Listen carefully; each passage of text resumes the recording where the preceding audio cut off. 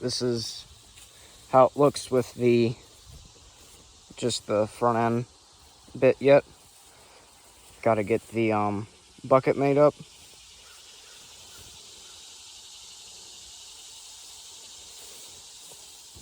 Let's just pull this, pulls the whole thing up.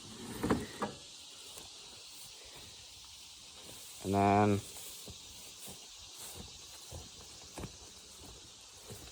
the other thing I did,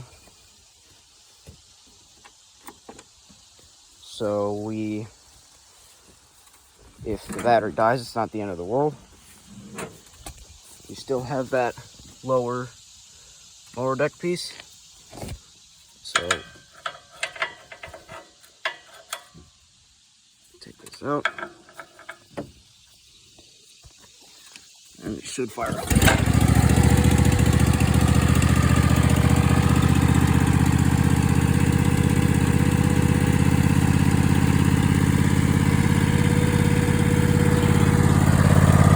Got enough clearance with the wheel. When that's all the way up, touching the stopper right there, still has about 1/8 of an inch of clearance. So it can still turn.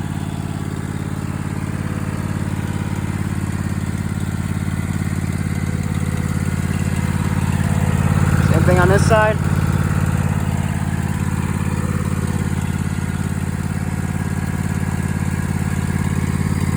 So,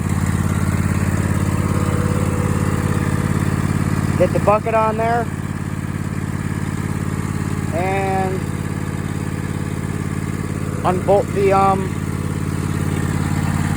main assembly from the bracket that holds it into the mower, and then we'll paint it all over, and then it'll be all good.